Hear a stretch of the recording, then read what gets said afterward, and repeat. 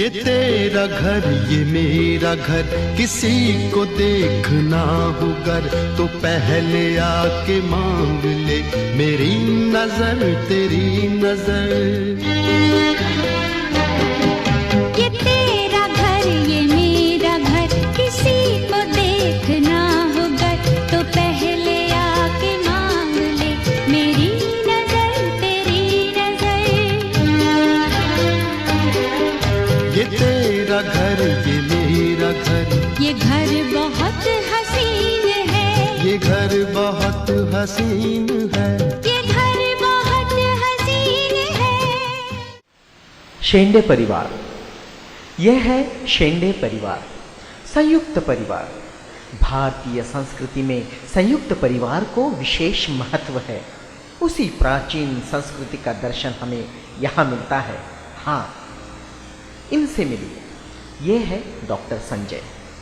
Doctor Sanjay Ganpatrao Shende, उम्र 43 वर्ष। BSc के बाद एमबीए किया। उसके उपरांत साइकोलॉजी और पॉलिटिकल साइंस में एमए भी किया। लिखने का और विषयों पर भाष्य करने का शौक रखते हैं। और हाँ, बैचलर ऑफ जर्नलिज्म शिक्षा के लिए राष्ट्र संत तुकडोजी महाराज नागपुर विद्यापीठ ने इन्हें गोल्ड मेडल भी प्रदान किया है।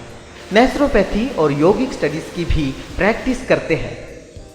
ये है डॉक्टर संजय की सहचारिणी कीर्ति संजय शेंडे, उम्र 38 वर्ष। इकोनॉमिक्स में एमए किया है। एक दक्ष हाउसवाइफ है। सारे घर का काम काज अपनी जेठानी और सासू माँ के साथ मिलकर करती है। सामाजिक परिवर्तन के कार्य में पति का साथ देती है। ये है शेंडे परिवार के दूसरे स्तंभ, डॉक्टर प्रदीप गणपतराव शेंडे, उम्र 47 वर्ष।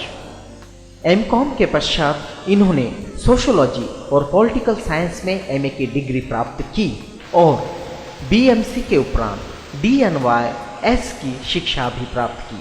वर्तमान पत्रों के लिए फ्रीलांस लिखते हैं। यह है नंदिनी प्रदीप शेंडे, डॉक्टर प्रदीप जी की जीवन संगिनी, उम्र 40 वर्ष। एमकॉम के बाद एमए किया, फिर बीपीए और अब एलआईसी में एडवाइजर है। सामाजिक परिवर्तन के आंदोलन में पति और जेठानी का पूरा साथ देती है। डॉक्टर संजय और कीर्ति शेंडे, इनका एकलौता पुत्र संशोधन संजय शेंडे, जैसा नाम वैसा गुण। संशोधन करते रहता है। संशोधन कविता लिखता है, पढ़ता है और हाँ, अपनी बहन निर्मिति के साथ खेलता भी है। जी हाँ, निर्मिति प्रदीप शेंडे, प्रदीप जी और नंदिनी की एकलौती बेटी निर्मिति। नाच गाने में उसका मन रमता है, पढ़ाई में भी अव्वल है। दादी के साथ खेलती है, बातें करती है। हाँ, दादी प्रदीप जी और संजय जी इनकी माता, कीर्ति और नंदिनी इनकी सासू माँ सुमन गणपतराव शेंडे, उम्र 70 वर्ष। पर नातियों के साथ आनंद लेती है जीवन का। तो ये है शेंडे परिवार, जिन्होंने जन्म तो लिया हिंदू धर्म में मगर जीवन क्रमण का मार्ग ढूंढा बौद्ध धम्म में। तो ये है धम्य परिवार, शेंडे परिवार। ये तेरा घर ये मेरा घर, इस कार्यक्रम में आप सभी दर्शकों का हम स्वागत करते हैं। दोस्तों, ये ऐसा कार्यक्रम है जहां हम घरों में जाते हैं, परिवारों में जाते हैं, उनके आंगन में जाते हैं, खेलते हैं, खिलखिलाते हैं और जानकारी लेते हैं कि कैसा है ये घर, कैसा है ये परिवार, कितनी मदद करता है सामाजिक मोमेंट में, कैसे देता है संस्कार अपने बच्चों को, कैसे सेवा करता है अपने माता तथा पिता की।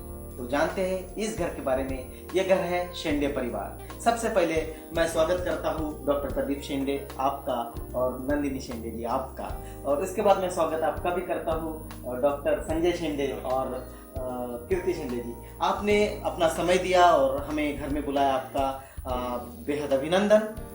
तो कार्यक्रम शुरू करते हैं दोस्तों। सर, आपसे मेरा पहला सवाल है कि कैसे होना चाहिए घर?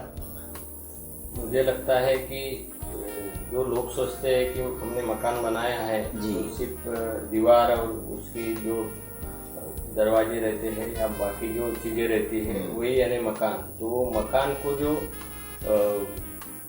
अहमियत मिलती है वो इस प्रकार से मिलती है कि जब वो परिवार रहता है, परिवार के सदस्य आपस में मिलजुल कर रहते हैं। तो नंदिनी जी, आपका पूरा संयुक्त परिवार है, तो आपको कैसा लगता है? अच्छा लगता है, सब मिलजुल के रहते हैं और सब आपस में अपने जो भी कुछ प्रॉब्लम है वो सब हम मिलजुल कर छुड़ाते हैं और लेवल नहीं होते। बहुत अच्छा लगता है, सब मिलजुल के रहते हैं। कीर्ति जी, मैं आपके ओर आ रहा हूँ। आप भी एक गृहिणी है, आप भी घर संभालती है, बच्चों को संभालती है। आपके घर के क्या मायने हैं? हमारा घर जैसा है वैसे ही रहते, पूरे साथ मिलकर रहते हैं। संजय जी, आपके ओर मैं आता हूँ, आपको क्या लगता है? मुझे लगता है कि घर में विचारों में क्लैरिटी होनी चाहिए, स्पष्टता होनी चाहिए। मैं बचपन में, हम ग्रामीण में पढ़ते थे, तो हमारे जो स्कूल में पढ़ाया जाता था, तो एक इतिहास का एक किताब था, हिस्ट्री का। उसमें महात्मा ज्योतिराव फुले, राजर्षि शाहू महाराज, छत्रपति शिवाजी महाराज, डॉक्टर बाबा साहब आम्बेडकर, इनके विचारों पर आधारित हमें कुछ चैप्टर्स थे, लेसन थे, और वो मैंने खुद को ऐसा समझा कि वो अगर कर सकते, हम छोटे थे, हम पिताजी को पूछते थे, वो वारकरी धर्म संप्रदाय के थे, जी, तो उनके ऊपर संत कबीर, राष्ट्र संत तुकडोजी महाराज, गाडगे बाबा, जगत गुरु तुकोबा, इनके विचारों का प्रभाव था। वो भी खुद प्रबोधन करते थे, तो वो हमें बताते थे कि अब अगर आप कुछ पढ़ रहे हो तो उसका एक्चुअल में अपन अमल करना चाहिए। तो वो सत्य के विचार हमने आत्मसात किए और परीक्षण किया उस पर, क्या सही है क्या गलत है। तो ये सम्यक जो विचार है हमारे, सम्यक जो विचारधारा है हमारी बुद्ध की, भारत में जो तथागत गौतम बुद्ध के और चारवाक और अभी तक ये जो संत गाडगे बाबा, राष्ट्र संत तुकडोजी महाराज तक के जो विचार है, ये हमने एक्सेप्ट किए और जैसा जैसा मोमेंट आया, परिस्थिति आई, उस तरह हम खुद को बदलते रहे। क्वालिटेटिव चेंजेस हमने खुद में लाए। इसी वजह से हम आज जो कुछ है आपके सामने। जी, कीर्ति जी, जैसे संजय जी ने कहा कि ये बहुत विचारधारा है और विचारधारा ने इस घर को ऐसे बांध के रखा है, एक साथ रखा है। तो मतलब मेन बात है जी, वो विचारधारा से ही मतलब सब एक साथ में रह रहे हैं, इसकी वजह से। जी जी। तो दोस्तों, जैसे कीर्ति जी ने, संजय जी ने, प्रदीप जी ने और रणदीप जी ने कहा कि एक विचारधारा है, फुले, शाहू, अम्बेडकर, बुद्ध की विचारधारा, जिसने इस घर को एक साथ बांध के रखा है। ऋणानुबंध अभी भी टूटे नहीं है, ये घर एक साथ है। हम कोशिश करेंगे कि, और हम दुआ करेंगे, हम ये चाहेंगे, ये मंगल कामना करेंगे कि ये घर ऐसे ही एक रहे, खुशियों से आबाद रहे। लेकिन लेते हैं छोटा सा एक ब्रेक, कहीं भी जाइएगा मत, ब्रेक के बाद मिलेंगे। देखते रहिए, ये तेरा घर, ये मेरा घर। आज ओबीसी के लोग आईटी सेक्टर में हो, आईएएस ऑफिसर हो, आईआईएम हो, इंडियन इंस्टीट्यूट ऑफ टेक्नोलॉजी हो, इंडियन इंस्टीट्यूट ऑफ मैनेजमेंट हो, यहाँ पर जो उनको आरक्षण मिल रहा है, अपॉर्चुनिटी मिल रही है अपना टैलेंट दिखाने का, तो ये सब बाबा साहब के कारण है। ये ओबीसी भाइयों ने समझ। दोस्तों, ब्रेक के बाद आपका स्वागत है। ये कार्यक्रम है तेरा घर मेरा घर। हम यहाँ शिंदे परिवार के साथ बातचीत कर रहे हैं, जान रहे हैं परिवार के बारे में। ब्रेक के बाद आप सब लोगों का एक बार फिर से स्वागत है। सर, आप एक सामाजिक क्षेत्र में काम करते हैं, तो किस तरह से त्यौहार होना चाहिए और कौन से त्यौहार हम लोग मनाना चाहिए, कैसे मनाते हैं? मुझे लगता है कि जो भी हमारे ओबीसी भाई है, उनकी मेरी विनती रहेगी कि जो बाबा साहब ने हमको संविधान दिया, जो राइट्स दिए, अधिकार दिए, उनके कितने भी अपन में, उनका कभी ये अपन ये नहीं कर सकते। सोशल जो रिस्पॉन्सिबिलिटी है आदमी की, उनके ऋण में हम रहेंगे, ऐसा मैं कहना चाहूंगा। और लोगों को कहूंगा कि किसी भी आदमी ने बाबा साहब के प्रति अपना तन मन धन से काम करना चाहिए। उन्होंने जो हमको संविधान दिया, पूरे वर्ल्ड में ऐसा कुछ संविधान नहीं है, सर्वोत्कृष्ट हमारा वो संविधान है। उसके अमल के लिए आदमी ने उसकी एकदम इफिशियंटली उसका अमल बजावनी हो, इसके लिए कार्यरत रहना चाहिए और उनके उपकार में रहना चाहिए, ऐसा मुझे कहना है। ना कि उनके, हमारे ओबीसी भाइयों में मैं स्पष्ट कहता हूँ कि बहुत लोगों को नीले कलर की एलर्जी जी, तो ये नीले कलर की एलर्जी ओबीसी में जाना चाहिए। कि हमने देखा है खैरलाल जी के वक्त जो हुआ है, हमारे ओबीसी मूवमेंट के जो लोग हैं वो भी सामने नहीं आए थे निषेध करने के लिए। हमने खुद उनके यहाँ पे बैठक बुलाकर निषेध किया था। तो ये ऐसा लगता है, ये ना कि फ्लैश के लिए, लेकिन कृति करना चाहिए, ना बोलना चाहिए। फुले शाहू अम्बेडकर वाद ये जीवन में लाना चाहिए, और ये ओबीसी ने करना चाहिए। ओबीसी के लिए 340 जो कलम बाबा साहब ने घटना में रखा है, उसके बदौलत ही आज ओबीसी के लोग आईटी सेक्टर में हो, आईएएस ऑफिसर हो, आईआईएम हो, इंडियन इंस्टीट्यूट ऑफ टेक्नोलॉजी हो, इंडियन इंस्टीट्यूट ऑफ मैनेजमेंट हो, यहाँ पर जो उनको आरक्षण मिल रहा है, अपॉर्चुनिटी मिल रही है अपना टैलेंट दिखाने का, तो ये सब बाबा साहब के कारण है। ये ओबीसी भाइयों ने समझना चाहिए। ऐसा ही मैं आपके माध्यम से सभी हमारे ओबीसी भाइयों को आह्वान करता हूँ। जैसे कि सर आपने कहा कि आपका परिवार ओबीसी परिवार से है, तो मैं डॉक्टर प्रदीप जी आपके ओर आता हूँ कि ये परिवार ओबीसी परिवार है और ज़्यादातर हम देखते हैं समाज में ओबीसी परिवार जो है परिवर्तनवादी विचारधारा से थोड़ा दूर रहना चाहता है, फुले अम्बेडकरवादी बुद्ध के विचारों से दूर है, वो परंपरागत पद्धति से ही अपना जीवन जीना चाहता है। तो इस परिवार में ऐसी कौन सी प्रेरणा मिली कि ये पूरा का पूरा परिवार चल दिया उस राह पर? मेरे पिताजी जो थे पहले, संजय जो छोटा भाई उन्होंने बताया कि टीचर होने की वजह से वो प्रबोधनकार भी थे, वारकरी संप्रदाय से जुड़े हुए थे और वारकरी संप्रदाय के अंतर्गत जो विट्ठल करके जो प्रतीक है जी, वारकरी संप्रदाय के जो प्रमुख धारा के माने जाते हैं, तो मेरा वो भी दूसरी तरफ से ये भी कहना है कि विट्ठल यानी दूसरा कुछ नहीं है, तो वो विचारधारा बुद्ध की विचारधारा है जी। जगत गुरु तुकाराम महाराज ने कहा है कि सत्य असत्याशी मन केले ग्वाही मानिले नाही बहुमता, जेका रंजले गांजले त्यासी म्हणे जो आपुले, देव तेथेची जाणावा साधू तोची ओळखावा। इस प्रकार से ही दूसरा उन्होंने कहा बहुजन हिताय बहुजन सुखाय, तो बहुजन हिताय बहुजन सुखाय बुद्ध ने कहा जी, तो बुडती है जनो न देखवे डोळा म्हणून कळवळा येत असे। तो जो बुद्ध की परंपरा है, जो बुद्ध का विचार है, तथागत बुद्ध के जो विचार है, वो जगत गुरु तुकाराम महाराज ने अपने अभंग के माध्यम से लोगों तक पहुंचाए हैं। वो समाज से नहीं आते। तो हम एक उच्च वर्गीय परिवार था टाकलघाट में, उनके यहाँ हम किराए से रहते थे। तो वहाँ की जो महिला थी उच्च वर्गीय, वो हमें जो घड़ा रहता है उसको छूने तक नहीं देती थी। वो अगर उन्हें गलती से पानी पी लिया तो वो घड़े से पानी फेंक देती थी और कहती थी कि आप उसको छूना मत। तो हमें लगा कि अगर हम दलित न होते हुए भी ओबीसी के निचले तबके से आते हैं तो हमें ये ट्रीटमेंट दे रही है, वो बर्ताव कर रही है, तो कहीं ना कहीं हमें वो सोचने के लिए मजबूर किया कि कहीं ना कहीं विद्रोह था। और दूसरी बात ये थी कि हम भी दलित हैं, हम खुद को अगर ओबीसी भी है लेकिन हम मानते ही नहीं कि हम ओबीसी हैं, क्योंकि ओबीसी में जो सबसे छोटा तबका रहता है उसमें से हम बलूतेदार करते हैं। अलूतेदार में नहीं आते, बलूतेदार में। तो बलूतेदारों से अगर ये हाई कास्ट लोग, उच्च वर्गीय लोग इस प्रकार का बर्ताव करते हैं, इस प्रकार की उनको ट्रीटमेंट देते हैं, तो दलित लोगों को क्या देते होंगे। और टाकलघाट ऐसी बस्ती थी। दूसरी बात और एक बताता हूँ कि वहाँ निस्तानी करके परिवार है, तो वो हाई कास्ट है, पाटिल समाज के है।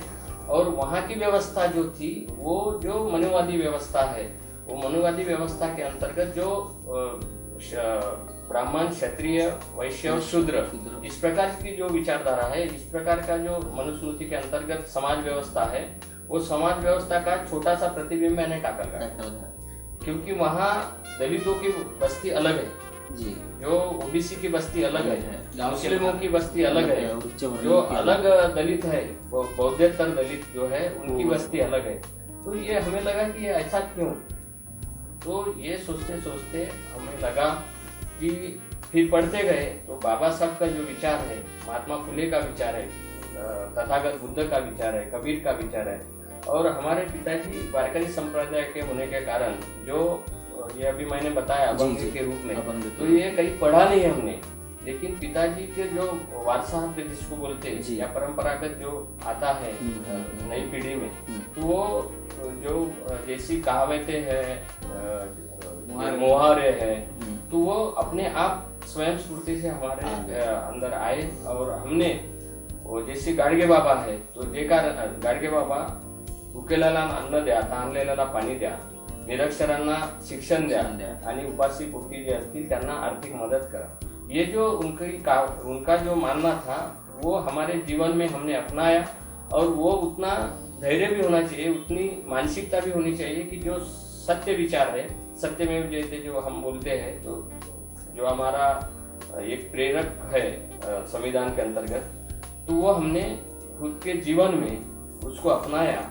और इसी का परिणाम है कि आज हम संयुक्त परिवार में रह रहे हैं जी। और बाबा साहब का विचार हमारे ओबीसी समाज के हर तबके तक, जो निचले तबके तक पहुंचाने का हम प्रयास कर रहे हैं। और हम ये भी मानते हैं कि 2500 साल का जो विषमता थी वो कम हो रही है, क्योंकि उनको भी जो संविधान के अंतर्गत जो लाभ मिल रहे हैं, जैसे 27% आरक्षण हर क्षेत्र में मिल रहा है ओबीसी को, और बहुत सी रिलैक्सेशन मिल रहे हैं, सहूलियतें मिल रही हैं। तो इसी प्रकार से हर प्रकार से अगर हम काम करते हैं तो निश्चित तौर पे, निश्चित रूप से हमें आशा है कि उसमें हमें सफलता जरूर मिलेगी। जी, एक अच्छा आशावाद आपसे मिल रहा है इस परिवार से। दोस्तों, एक अच्छा आशावाद मिल रहा है, जैसे कि डॉक्टर साहब ने कहा कि दलित, ओबीसी और आदिवासी, शेड्यूल ट्राइब्स, ये सब लोग जो भेद था वो धीरे धीरे कम हो रहा है, और एक आशा भी इस घर से मिल रही है कि ये भेद धीरे धीरे कम हो जाएगा और एक फैमिली जैसे ये सब लोग रहने लगेंगे। हाँ, वही दिन होगा जब फिर से हम कहेंगे कि भारत सोने की चिड़िया फिर से बन गया है। इसी देश दिन की तो हम इंतजार कर रहे हैं कि भारत को फिर से हम कहें कि ये सोने की चिड़िया है। लेकिन लेते हैं छोटा सा ब्रेक के बाद फिर मिलेंगे। कहीं भी जाइएगा मत, देखते रहिए ये तेरा घर ये मेरा घर। अभी जो बच्ची तो बहुत छोटी है जी। लेकिन उसको बताती हूँ कि बड़ा होके कुछ अच्छा करो, जैसे पापा है, पापा के जो विचार है वो लो और कुछ अच्छा बनने। ये तेरा घर ये मेरा घर।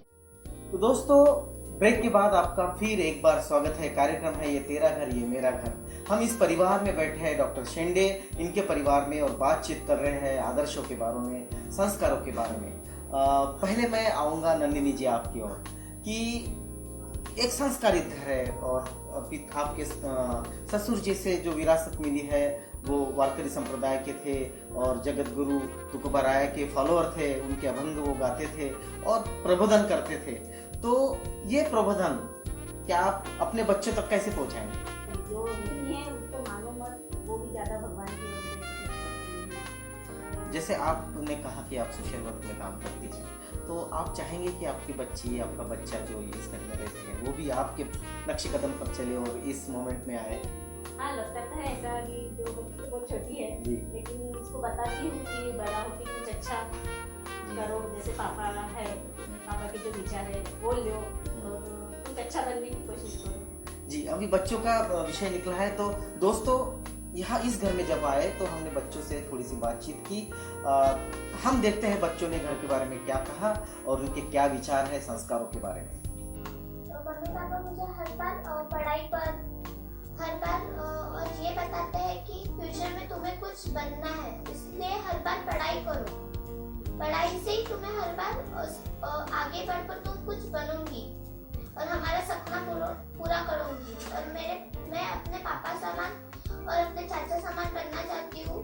मम्मी भी और पापा भी दोनों पढ़ाई में और जो अच्छे कार्यों के लिए मुझे हमेशा प्रोत्साहन देते हैं। और अगर कहीं मैं गलती से रास्ते से जो रास्ता उन्होंने मेरे लिए बनाया है उससे भटक गया तो वो हमें एनकरेज करते हैं कि अच्छा बनने के लिए आपको कठिन परिश्रम और हार्डवर्क लेना ही होगा।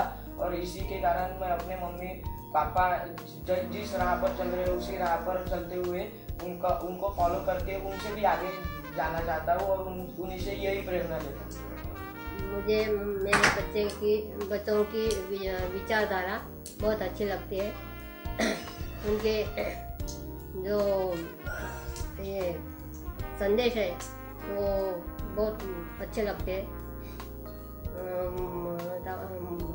शाहू फुले आम्बेडकर यांचे इनके विचार उनमें रूढ़ हुए हैं, वो घर में वैसे ही बताते हैं और मुझे बहुत अच्छा लगता है। तो दोस्तों, आपने देखा बच्चे किस तरह से बात कर रहे थे और बता रहे थे घर क्या है, संस्कार क्या है। मैं फिर एक बार आपकी ओर आता हूँ कि सुख दुख लगा रहता है, हर घर में सुख होता है, दुख होता है। तो ऐसा एक हाथ दुखद ऐसा क्षण, ऐसा दिन जो फिर से इस कुटुंब में ही नहीं तो किसी के भी जीवन में ना आए, ऐसा एक दुख का दिन हम शेयर करना चाहते हैं। तो आप क्या कहना चाहेंगे, ऐसा कौन सा दिन था? ऐसा एक दिन था जो दिवाली तो हम मानते नहीं, लेकिन दिवाली का जो भाऊबीज का दिन रहता है जी, उसी दिन पिताजी एक फंक्शन था तो उसके लिए ये रोड से मानेवाड़ा रोड जो जाता है तो सेविंग के लिए गए थे। तो सेविंग के लिए जाने के बाद किसी को उन्होंने बताया नहीं कि मैं जा रहा हूँ करके। 75 ईयर्स ओल्ड थे, 75 साल के, और सेविंग के लिए गए। ये रोड से उधर दुकान थी तो वहाँ सेविंग करने के लिए गए। सेविंग करने के बाद लगभग वो 8:30 बजे की बात होगी सुबह की। तो रोड क्रॉस कर रहे थे तो एक 16 साल का बच्चा अपनी बाइक लेके, माँ की बाइक लेके उनको न बताते हुए स्पीड से जा रहा था, 80 की स्पीड थी। तो पिताजी रोड क्रॉस करते समय उसने उनको डैश दे दी, और डैश देने के बाद वो उछल के नीचे गिर गए और फिर वो जख्मी हो गए। तो हमें कुछ पता ही नहीं था कि क्या हुआ करके। तो जो पहचान वाले लोग थे उन्होंने हमारे यहाँ बताया। बाबा साहब ने जो प्रिंसिपल एंड गाइड्स में लिखा है कि हम हर बात, हमने जो शादी भी की, हमने कोर्ट मैरिज की दोनों भाइयों ने, कोई 1 रुपया भी खर्चा किया नहीं, किसी को बुलाया नहीं, पूरी हमने यहाँ पे कोई कर्मकांड किया नहीं, पूरे साइंटिफिक इससे हमने शादी की। हमारे बच्चों की भी हमने स्कूल में जो नाम डाले, तो एनिलेशन ऑफ कास्ट जो बाबा साहब का सर्वोत्कृष्ट ग्रंथ है जी, तो उसको एक्सेप्ट करते हुए कि जो चातुर्वर्ण ने हमें इतनी जिल्लत दी है, हमें जो हमारी अवहेलना की है, तो वो उसको हम क्यों स्वीकारें। जब हम स्वतंत्र हो गए तो हमने सोचा कि वो स्कूल में उनकी कास्ट नहीं डालेंगे। और दूसरी एक महत्वपूर्ण घटना मैं बताना चाहता हूँ, जो खुशी की बात है कि जो प्रिंसिपल एंड गाइड की बात कर रहा था, तो उसमें कलेक्टिव फार्मिंग ऐसा कुछ बाबा साहब ने ये सिफारिश की है जी, कलेक्टिव फार्मिंग कि जो आज देश में सामूहिक खेती करना चाहिए। तो हमने उसके वक्त मेरे जो दोस्त थे एक, तो उनके माध्यम से हमने उस टाइम 2000 में एक खेती ली नागपुर वर्धा रोड के पास, और 8-8.5 एकड़ जमीन है। तो वो हमने 10 महिलाओं के नाम से लिया। हमारे मिसेज है, मेरी भाभी है, और बाकी मेरे दोस्त है सब, ये अपने सब पिछड़े वर्ग के जो दोस्त है, सभी अलग अलग कास्ट के हैं। और उनको मिलके और उन महिलाओं को लेके हमने वो खेती खरीदी की।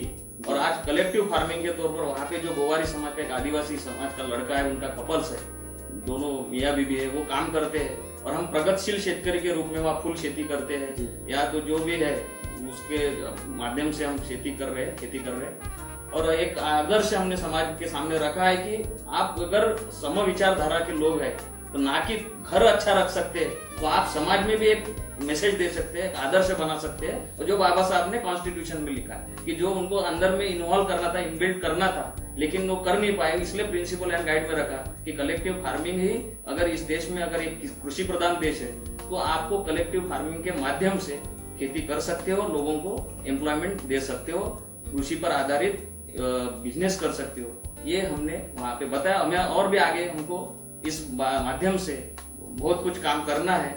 जो बाबा साहब ने कहा था कि भारत देश को बौद्धमय करना है, तो वो बौद्धमय करने के लिए भी हम ओबीसी के जो विशेष जो लोग हैं, उनमें बुद्ध के विचार, बाबा साहब के विचार का जो आचरण है, सम्यक अष्टांगिक मार्ग है, पंचशील है, त्रिसरण है, त्रिपिटक है, इस सब का हम उसका प्रचार और प्रसार करना हमारा आगे के लाइफ का एम है। जी, आगे के लाइफ का जो एम इस परिवार ने दिया है, बड़ा ही सुखद है और बड़ा ही प्रेरणादायी है। इस परिवार को हम यहाँ मंगल कामना देते हैं। ये परिवार सुखी रहे, समृद्ध होता रहे और आदर्शों से और विचारों से आगे बढ़ता रहे। दोस्तों, हम हैं इस परिवार में शेंडे परिवार, और ये कार्यक्रम है ये तेरा घर मेरा घर। मिलेंगे किसी और परिवार में, किसी और आंगन में। कार्यक्रम होगा ये तेरा घर मेरा घर। लेते हैं विदाई। आपने इतना समय दिया और घर में बुलाया हमारी टीम को और हमारा आदर सत्कार किया और इतना समय दिया। हम आपको मंगल कामनाएं देते हैं और आपका बहुत शुक्रिया अदा करते हैं।